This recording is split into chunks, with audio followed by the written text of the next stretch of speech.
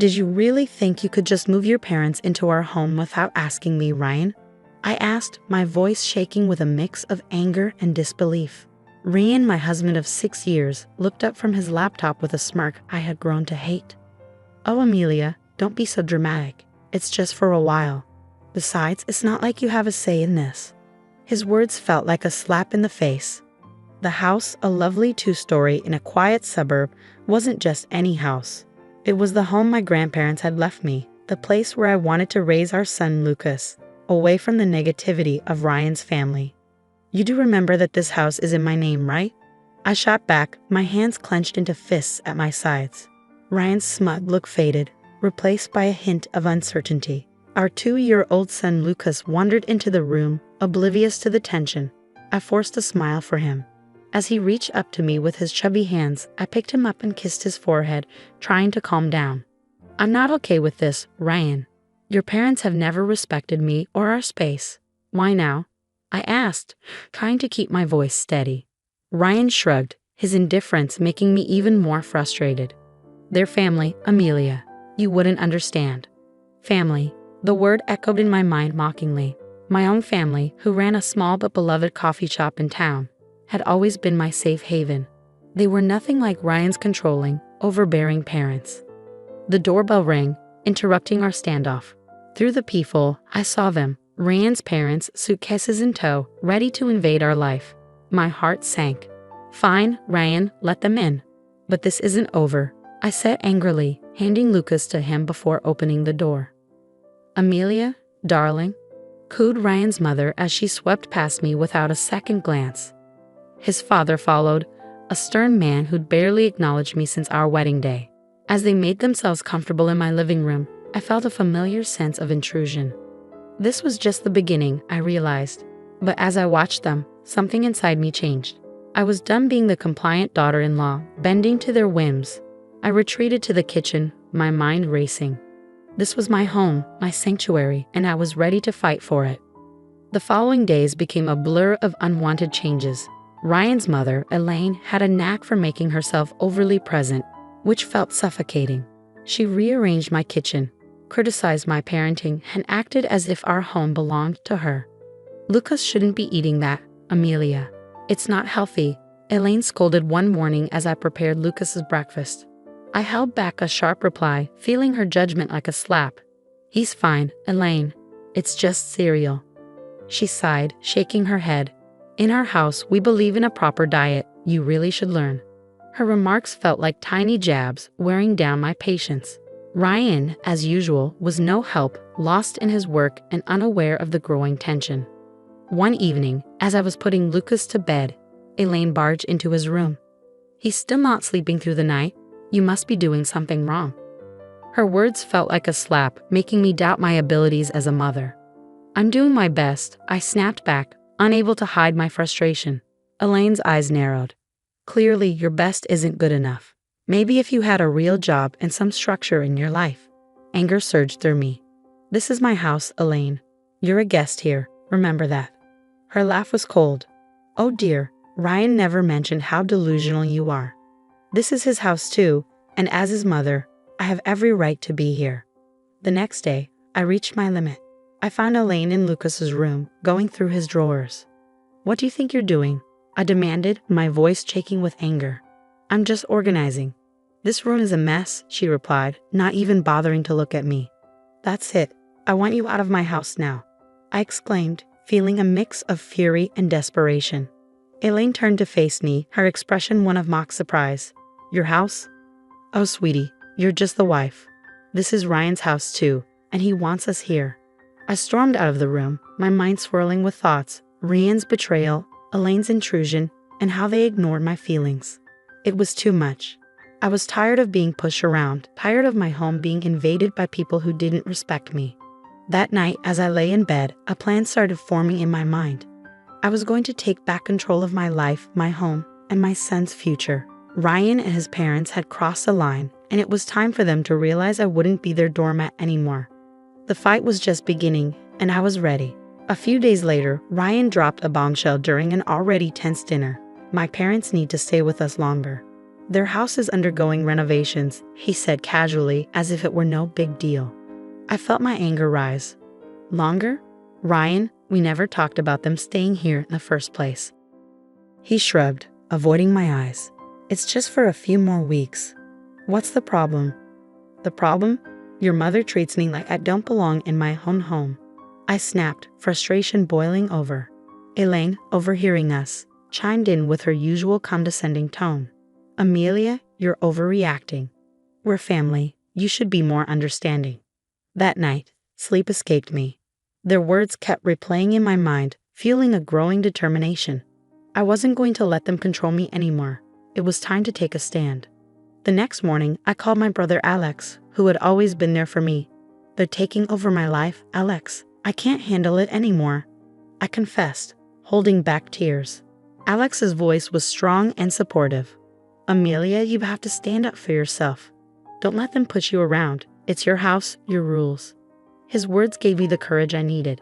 I decided to talk to Ryan, but this time, I would be prepared. I gathered evidence of Elaine's bossy behavior, the rearranged kitchen, the disrupted routines, her constant rude comments. The day of confrontation came. I waited until Elaine and Ryan were in the living room. We need to talk. Now, I declared, my voice steady despite the turmoil inside me. Ryan looked up, taken aback by my tone. What's going on, Amelia? It's about your parents, Ryan. Their constant interference, their disrespect for my boundaries. It stops today, I declared, holding up my list of complaints. Elaine scoffed. This is ridiculous. We're just trying to be helpful. Helpful? By undermining me all the time, by treating me like I don't matter in my own home. I shot back, my frustration boiling over. Ryan squirmed. Amelia, they're my parents. We can't just ask them to leave. No, Ryan. They're guests in my home, and they've stayed too long. Either they go, or I do with Lucas, I stated firmly, my determination clear. The room fell silent, my words hanging in the air. I saw Ryan's realization, but it was Elaine who spoke first. You wouldn't dare, she spat, her mask slipping. Try me. I won't regret standing up for myself, I retorted, my voice filled with determination. That night, Ryan's parents packed their bags. As they left, Elaine shot me a hateful look. You'll regret this, Amelia, she warned. But as the door closed behind them, I felt a weight lift off my shoulders. It was the first step in taking back control of my life, and I was prepared for whatever challenges lay ahead. The days after Elaine and her husband left were strangely quiet. Ryan's attitude towards me became cold and distant, our interactions minimal and strained. Yet, I found comfort in the peace of my home and the joyful laughter of Lucas. One evening, as Lucas played with his toys, Ryan announced, I have to go on a business trip. I'll be gone for a few weeks. His tone was indifferent, as if our troubled relationship had taken a backseat to his work. Fine, I replied sharply, barely able to hide my relief at the thought of his absence. After Ryan left, the atmosphere in the house shifted, feeling liberating. I started undoing the changes Elaine had made, each adjustment feeling like a small victory. But the real turning point came when I stumbled upon a series of emails on Ryan's laptop, left carelessly open. They revealed an affair, a betrayal that cut deeper than any of his mother's snide remarks. Anger, hurt, and a sense of betrayal swirled inside me. I knew it was time for Ryan to face the consequences. I began planning my next moves meticulously, each step aimed at making Ryan and his family answer for their deceit and manipulation. First, I secured my financial and legal position. I contacted a lawyer, explained my situation, and started the divorce proceedings. Then I focused on the house, a symbol of my grandparents' legacy and my independence. I reached out to a real estate agent.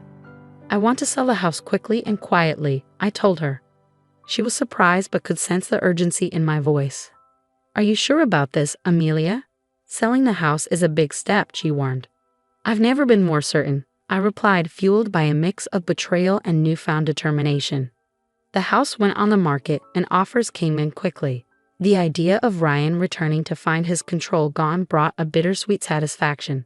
In the midst of all this, I leaned on my family for support. My parents were shocked by Ryan's actions and stood by me and Lucas. We're here for you, no matter what, my father assured me. Watching Lucas play, unaffected by the chaos, I silently promised to shield his happiness. Ryan's return was inevitable, but I was no longer the same person he left. Armed with truth and a plan, I was ready to confront him and take back my life. The day Ryan returned was heavy with tension. I had played out this moment in my head countless times, imagining every possible scenario. Yet my heart raced as I heard his key turn in the lock. "Amelia, I'm back," Ryan called out, his voice filling the now unfamiliar space. I stepped out from the kitchen, my stance firm.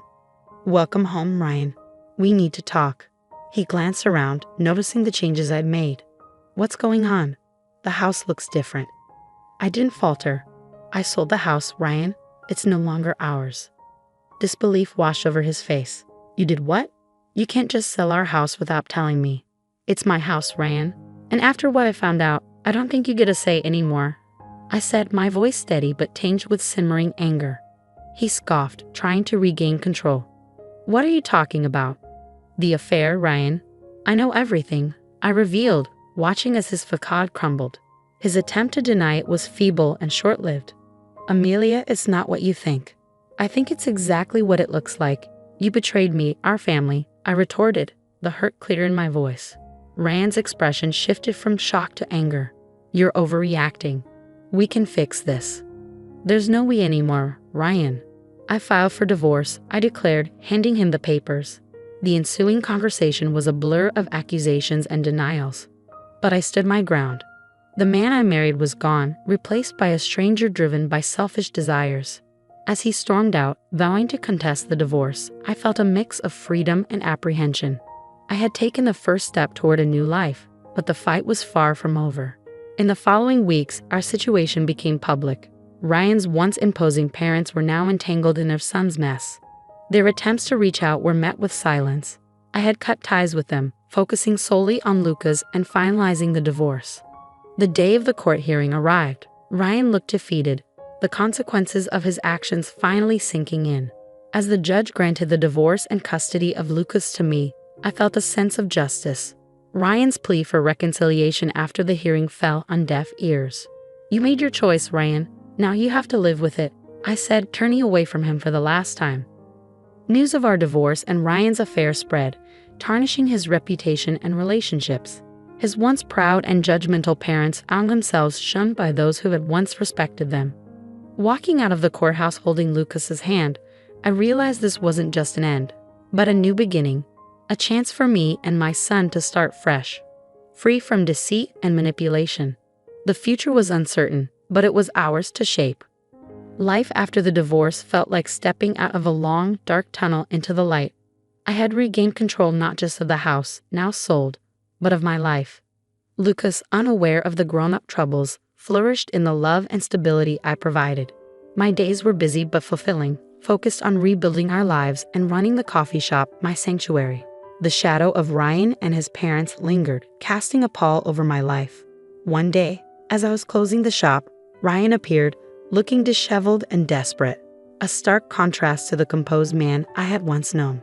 "Amelia, please, I need to talk to you," he pleaded, his eyes searching mine for a glimmer of the compassion we once shared. I hesitated, torn by conflicting emotions. "What do you want, Ryan?" "It's about the alimony and child support," he began, his voice filled with embarrassment. "I can't afford it. I lost my job because of the scandal. And my parents? They're struggling too." His words hit me like a cold shock. "That's not my problem, Ryan. You made your choices and now you have to face the consequences." "But Amelia, I have nothing left. Please, for old time's sake," he begged, his voice breaking with despair. I felt a pang of pity, but it was quickly overtaken by the memory of his betrayal. Old time's sake. Those times are gone, Ryan. You should have thought about the consequences before you cheated and lied. I turned to leave, but his next words stopped me in my tracks. "I'm sorry, Amelia. Truly, I am. I was a fool and I ruined everything. Please help me." For a moment, I glimpsed the man I once loved, vulnerable and regretful. But the pain he had caused was too deep, the betrayal too raw. "I'm sorry, Ryan, but I can't help you. You need to figure this out on your own," I said firmly, closing the chapter of our shared past for good. As I walked away, leaving Ryan standing alone, I felt a sense of closure. The journey had been painful, filled with betrayal and heartache, but it had led me to a place of strength and independence. Life moved on. Lucas grew, his laughter and curiosity bringing joy to our home. The coffee shop thrived, becoming a place of warmth and community. And as for me, I found contentment in simple pleasures: the aroma of fresh coffee, the sound of Lucas's giggles, and the support of loved ones. Ryan and his parents became distant memories, their legacy a reminder of the consequences of betrayal. My journey taught me resilience and the importance of standing up for oneself. As I locked the shop that evening, I looked up at the sky, its hues signaling the end of another day. I smiled, holding Lucas's hand tightly. Our future was uncertain, but it was bright. We were moving forward, step by step, into a new chapter of our lives.